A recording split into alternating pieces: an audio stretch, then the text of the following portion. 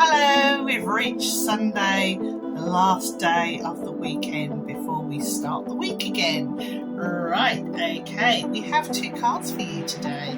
We have the Queen of Wands and we have the Page of Swords. Now, this is an opportunity for a little bit of lore. Our first beautiful lady here, this is Lady Arwen, who eventually becomes Aragorn's queen. Now, it's kind of a bittersweet thing as well because she is,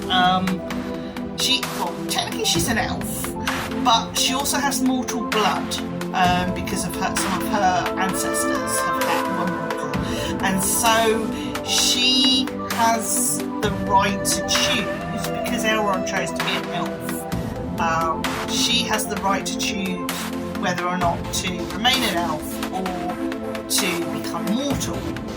And of course she falls in love with Aragorn, and well, she chooses to be with him and to give up her immortality. But it's not just her immortality she's giving up, it's her family, it's the fact that her mother is already in the Undying Lands. She'll never see her mum again, her dad's gonna go, probably her brothers too eventually, and her grandmother's gonna go, Galadriel and Celeborn, and they're all gonna go to the Undying Lands and live there forever. She's decided to remain and die with her husband. That is just, I can't, there's no words, I can't explain that to you, how I feel about that, especially as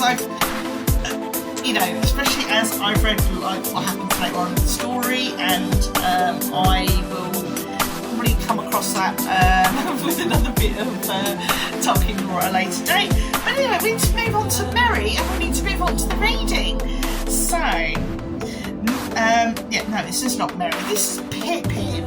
Okay, this is Pippin, and he is the youngest of the Fellowship, and it was even debated as to whether he should be in the Fellowship because he's so young. He's not even of age, so he's technically a hobbit child, and he turns out to be quite a brave little fella. He ends up becoming a Knight of Gondor.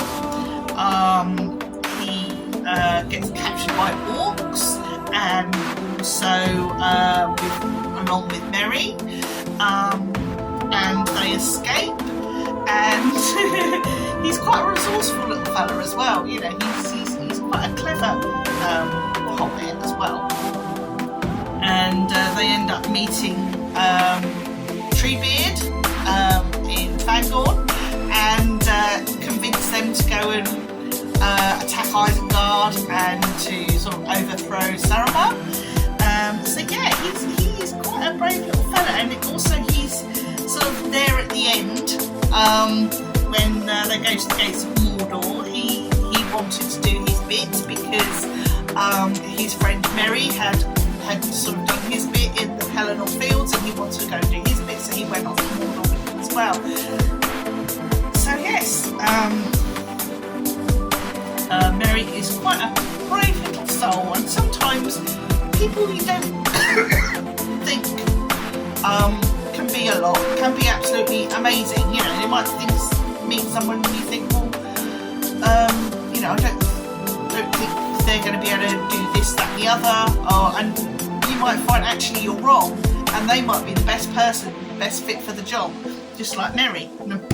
Pippin. Sorry, I get Merry and Pippin all mixed up, so I do apologise. Anyway, this is going to be a bit of a long one today.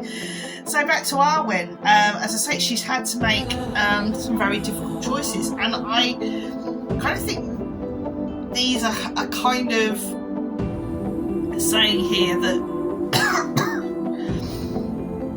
you may have to make a choice to do something or allow somebody to do something that you don't feel you're up to the job, or you don't feel they are up to the job. So it might be you know, you've got a youngster and they want to maybe go into town with their friends for the first time, and you're thinking, are they ready? You know, and it'll all be fine, you know. But it's that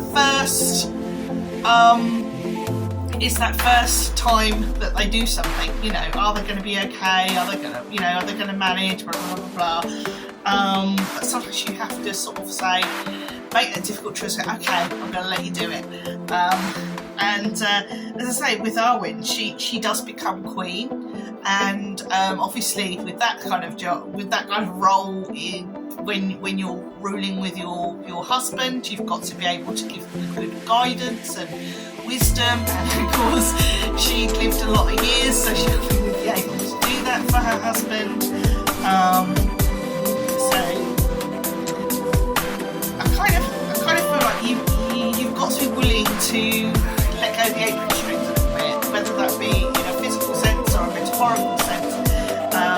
There's an element of letting someone that perhaps you worry won't be good enough, they will be, and they'll be fine. So I hope you can, if that resonates with you, then I hope you've enjoyed my readings for the week, and that we'll see you next week.